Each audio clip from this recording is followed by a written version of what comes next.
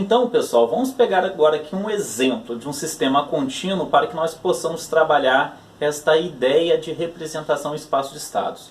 Lógico que este exemplo aqui não descreve fielmente um sistema real, tá? Apenas estou mostrando para vocês aqui para que nós possamos fazer uma correlação, ok? Esta equação não descreve necessariamente este sistema que eu estou trazendo aqui para vocês como exemplo, mas sim a dinâmica dele, tá ok? Só para a gente ter essa noção aqui.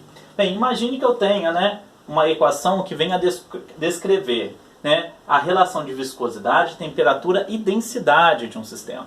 Ó, aqui neste eixo, que seria aqui o eixo X, eu tenho aqui a densidade. Neste eixo aqui, que seria o eixo Y, eu teria aqui a temperatura. E aqui a minha viscosidade. Notem que essas três variáveis, essas três grandezas físicas, são variáveis de estado, que nós chamávamos lá no controle clássico de variável de processo, Eu tenho aqui as minhas três variáveis de estado, ok? Este gráfico aqui, é o espaço de estados, tá? Lógico que aqui o meu espaço de estados, ele pode ter algumas limitações. Exemplo, a minha temperatura, ela vai ser aqui em um range definido, tá? Para este tipo aqui de fluido que eu vou estar trabalhando. Então tem um valor máximo que ela não pode passar, pode ser que tenha um valor mínimo, tá ok? E a densidade é a mesma coisa, tá? A densidade pode ter ali um valor mínimo e um valor máximo que essa substância possa vir a atingir, tá? E eu tenho também os valores de viscosidade. Então digamos que eu vou trabalhar aqui, ó, neste primeiro quadrante. Então, o que aconteceria, por exemplo? Aqui eu tenho uma sela de cavalo, que a gente geralmente estuda bastante lá em cálculo. Então, eu peguei só para exemplificar. O que aconteceria se a minha temperatura diminuísse ao mesmo tempo que a densidade aumentasse? Se a minha temperatura diminui e a minha densidade aumenta, ó, notem que a viscosidade ela também vai aumentando, ok? Então, olha só a dinâmica. Cada ponto desse daqui, desta superfície quádrica aqui, representa um estado do meu sistema, ok? Então aqui essa superfície, ou parte dessa superfície aqui, está representando todos os estados possíveis, É o espaço de estados do meu sistema, ok? E o que aconteceria se eu começasse a diminuir a viscosidade e aumentar, o que aconteceria se eu começasse a diminuir a densidade e começasse a aumentar a temperatura? Diminuindo a densidade e aumentando a temperatura, ó, a minha viscosidade que estava aqui, ela começaria a diminuir. Ou seja, começa a ficar mais fluido, este componente, essa substância. Então eu consigo ver aqui uma correlação entre densidade, temperatura e viscosidade. Diminuir a densidade, o que vai acontecer com a viscosidade? A minha viscosidade ela vai diminuir. Aumentando a temperatura, a tendência também, dependendo do ponto que você esteja trabalhando, é que a sua viscosidade ela também venha diminuir. Pense em um óleo, por exemplo. O que acontece com o óleo quando você aumenta a temperatura? A viscosidade ela começa a diminuir, começa a ficar mais fluido. Ok? Então este é o exemplo que eu queria trazer para vocês. Só para a gente agora sair daquele exemplo discreto que nós vimos anteriormente e agora correlacionar um exemplo já de um sistema contínuo. Aqui eu já falei para vocês das variáveis de estado. Quais são as variáveis de estado? Viscosidade, temperatura e densidade. Falei para vocês aqui, ó, do espaço de estados, que nós temos aqui. O espaço de estados é representado por esses eixos que contém as variáveis de estados, viscosidade, temperatura e densidade. Se eu falar assim, vetor de estado, o vetor de estado me dá a configuração, o estado do meu sistema naquele instante. Este vetor de estado vai conter o valor da viscosidade, o valor da densidade, o valor da temperatura. Ok? Então aqui é só para a gente fazer esta relação daquele exemplo do espaço de estados daquele sistema discreto, agora para um sistema contínuo. Okay? Lógico que para que haja essas mudanças de temperatura, densidade e afetar a viscosidade, vai precisar de uma ação do nosso controlador. Que lá no futuro nós iremos projetar um controlador em espaço de estados. Okay? Então olhem só, uma explicação de forma simples. O que é o estado do meu sistema? O estado do meu sistema é a configuração que ele se encontra naquele instante, ok? Este é o estado do seu sistema. Qual é o valor de temperatura naquele instante, o valor de viscosidade, o valor de densidade, o valor de umidade, uma série de variáveis, tá? Mas lógico, esse estado ele vai ter um conjunto mínimo de variáveis que vai descrevê-lo com precisão, ok? Se você tiver uma variável que não dá precisão para descrever aquele estado do seu sistema de forma única, talvez você tenha que, digamos assim, deixar esta variável de fora. Tem que ter uma correlação forte com a mudança do seu estado, ok?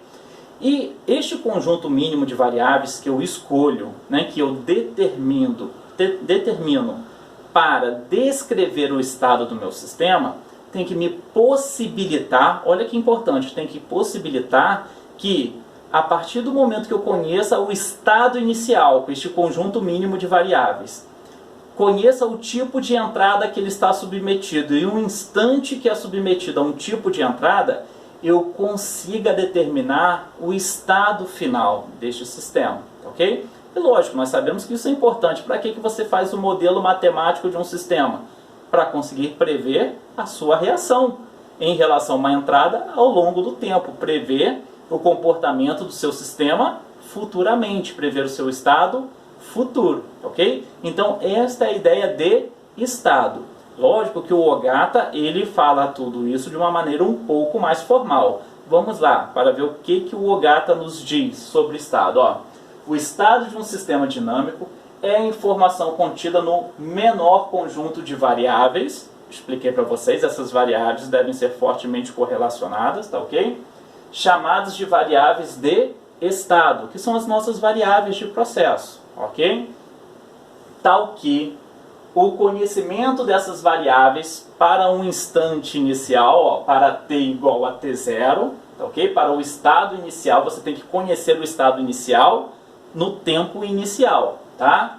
Juntamente com a entrada para t maior ou igual a t0, quando o meu sistema ele é submetido a uma entrada conhecida, a partir do instante inicial que eu estou analisando, ok? Determina completamente o comportamento do sistema para qualquer instante futuro. Olha que interessante que ele nos diz. Este conjunto mínimo de variáveis, ele tem que conseguir determinar o comportamento do meu sistema, o estado futuro do meu sistema, ok? Desde que eu conheça o tipo de entrada e o instante que essa entrada se deu no meu sistema. Então é isso que ele chama de estado. Ele é composto por este conjunto mínimo de variáveis de estados, tá ok? E aí eu posso aqui correlacionar para vocês, quando nós falamos em gráfico, o gráfico que representa o espaço de estados do meu sistema, ele vai conter os eixos e cada eixo deste é uma variável de estado, ok? E aí o ponto formado, né, falando em ponto aqui, dá para a gente associar mais quando é até tridimensional. Acima disso, a representação é mais matricial mesmo, é por um vetor de estado, tá? Então, aquele ponto que representa no meu sistema, que correlaciona, né, as variáveis de estados, vai me dar o estado do meu sistema. Ou, né, já partindo agora, né, para falar um pouquinho de vetor, eu sei que o estado é um vetor que contém as variáveis de estados, tá ok? Mas como assim, Edson? É simples, olha, o estado daquele sistema contínuo que eu apresentei para vocês, né, sobre, né, o valor ali que tinha para a gente a temperatura, densidade e viscosidade, representava o quê? Um estado no meu sistema, tá ok? Este estado era representado por um vetor que tinha temperatura, viscosidade e densidade, ou seja, o vetor que representava o estado continha as variáveis de estados, ok? Então nós podemos fazer a relação desta maneira. A definiçãozinha de variáveis de estados. Notem que é o mesmo que eu vou pegar parte daquela definição de estado para relacionar a própria variável de estado. Como eu falei para vocês, a variável de estado é a grandeza física, né? A variável de processo do meu sistema.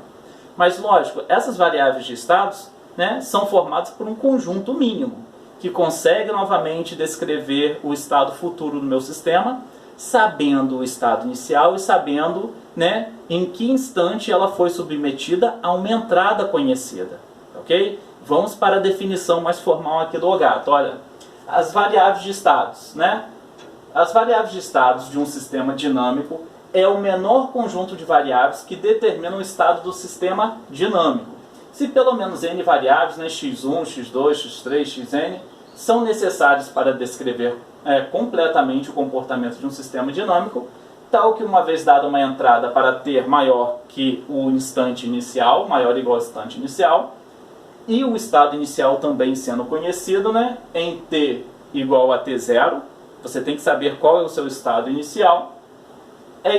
O seu estado inicial, né, ele é especificado. O estado futuro do sistema está completamente determinado, ou seja, você consegue conhecer o estado futuro sabendo do estado inicial, sabendo do tipo de entrada que ele está submetido e sabendo, né, o instante que ele foi submetido. Desta maneira você consegue descrever o estado futuro pelo aquele conjunto mínimo de variáveis. Ah, Edson, e se eu tirar uma variável daquele conjunto mínimo? Não continuaria sendo, né, as variáveis de estados do meu sistema? Não, porque provavelmente aquela variável, se você tirar, você não consegue determinar o estado futuro. Por isso que ele fala que é um conjunto mínimo. Também não adianta você colocar uma variável que não está correlacionada ou não tem uma correlação forte ou significativa com o seu sistema. Ok? Então, esta é a definição que ele nos dá de variáveis, né, de estados. Só lembrando para vocês, fazendo um link, variáveis de estado são as grandezas físicas, né? Grandezas físicas que eu falo no geral, tá? E essas grandezas físicas são o que nós chamávamos antes de variável de processo. Neste caso aqui, plural, né? Variáveis de processo, porque nós teremos várias, tá ok? E o vetor de estado? É a mesma coisa, pessoal. O vetor de estado é aquele conjunto mínimo, né, de variáveis de estados. E novamente tem que atender o mesmo princípio. Este vetor de estado vai conter o conjunto mínimo de variáveis de estados, que se você conhece o estado inicial, conhece o tipo de entrada que seu sistema está submetido e o instante que ele acontece, você consegue determinar o seu estado para um tempo futuro, para um instante futuro. Ok? Então o vetor de estado contém as variáveis de estados. Geralmente quando nós estamos trabalhando, né, em espaços de estados, nós veremos que nós iremos utilizar a notação vetorial, utilizando matrizes como representação. Okay? Quando nós trabalhamos mais em relação assim, a uma grandeza escalar, nós utilizamos funções de transferências. Okay? Então vamos lá, o vetor de estado. Se n variáveis de estado são necessárias para descrever completamente o comportamento de um sistema, então essas n variáveis de estados podem ser consideradas as n componentes de um vetor x de t. Este vetor x de t é o vetor de estado. Okay? Tal vetor é chamado de vetor de estados. Um vetor de estados é, portanto, um vetor que determina univocamente, né, de forma única, né, o estado do sistema x de t para qualquer tempo futuro, uma vez especificada a entrada para o instante inicial. Ok? Então essa é uma definição mais formal que nós temos, que o OGATA nos fornece. Ok? Então nós vimos aqui o estado de um sistema, variáveis de estados, vetor de estado. Ok? Nós vamos colocando tudo isso em prática com os nossos estudos. E os espaços, o espaço de estados aqui, né? O espaço de estados, quando nós estamos nos referindo aqui, nós estamos nos referindo àquela visualização gráfica até 3D, né? Em um sistema tridimensional, ou quando nós estivermos acima de um sistema, né? De um espaço tridimensional, tem que ser realmente somente por vetores, né? O espaço, né, n-dimensional, cujos eixos de coordenadas são os x1, x2, x3, né, e xn, é chamado de espaço de estados. Qualquer estado pode ser representado por um ponto no espaço de estados, né? Como eu falei para vocês, a gente consegue, né, pela nossa limitação, ter uma noção de ponto quando a gente relaciona até 3D, até 3 eixos. Quando nós temos aí a quarta dimensão, quinta dimensão, a gente já não consegue ter essa visualização, mas a gente consegue visualizar, por exemplo, este ponto não como um ponto graficamente, mas como um vetor, tá? E neste vetor ele vai conter o quê? O valor das variáveis de estados, ok? Mas essa daqui é uma definiçãozinha sobre o espaço de estados, e só reforçando para vocês, cada eixo desse espaço n-dimensional é uma variável de estados que nós iremos utilizar. Então, se eu tinha lá no meu exemplo temperatura, densidade e viscosidade, eu teria aqui um espaço tridimensional daquele meu sistema, em que os eixos seriam temperatura, densidade e viscosidade, ok? Trabalhando com sistemas mais complexos, né, nós poderíamos ter várias entradas e várias saídas no nosso sistema. Se nós fôssemos representar como nós representávamos antes, né, através de funções de transferências, nós teríamos inúmeras funções de transferências, né, relacionando uma entrada a uma determinada saída, né, o que torna isso também uma análise um pouco mais complexa. Desta maneira, é muito mais fácil se trabalhar com uma notação matricial para correlacionar essas várias entradas e as várias saídas possíveis do nosso sistema. Neste caso, a notação em espaços de estados, se trabalhar em espaços de estados, vai se tornar algo mais simples, tá? Algo viável para trabalharmos com este sistema um pouco mais complexo, ok? O sistema dinâmico, né, ele pode ser descrito por equações diferenciais ordinárias, né, em que esta equação ela contém as várias correlações entre as variáveis e suas derivadas. Tá? Eu posso representar o meu sistema, né, se todas essas correlações representarem o estado do meu sistema. E novamente, né, se eu conseguir a partir de um determinado instante, conhecendo o instante inicial e conhecer o tipo de entrada, conseguir determinar o estado final do meu sistema. Tá? E posso também aqui, para representar em espaços de estados, eu posso pegar esta equação diferencial de n ordens e representar por vários elementos. E cada elemento deste, né, que seria este vetor, né, que contém as minhas variáveis de estados, que teriam ali cada elemento representando esta relação das diferenciações dessas variáveis. Exemplo, eu tenho lá uma equação que descreve a posição do meu sistema, que descreve a velocidade, que descreve a aceleração. Notem que a minha equação diferencial vai estar correlacionando tudo isso, né? O x pontos, o x dois pontos. Para facilitar, né, a representação deste meu vetor, eu vou representar cada variável desta, né, que é diferenciável, em um vetor, de forma que um elemento do meu vetor vai corresponder à posição, o outro elemento do meu vetor vai corresponder à derivada da posição, que é a velocidade, o outro elemento do meu vetor vai corresponder à derivada primeira da velocidade. Ok? Então notem que eu posso correlacionar a aceleração, que seria a derivada segunda da posição, com a derivada primeira da velocidade. E isso eu vou tendo sempre um grau menor de representação deste vetor de estados, que contém os elementos, né, que cada elemento destes corresponde a uma variável de estado do meu sistema. Ok? Então aqui eu estou representando para vocês, olha, uma equação diferencial, e nós temos ali, né, y derivada n, y, né, derivada a terceira, derivada a segunda, derivada a primeira, y tem os seus coeficientes correlacionados, né, igual a u, representando aqui uma entrada para a gente, né.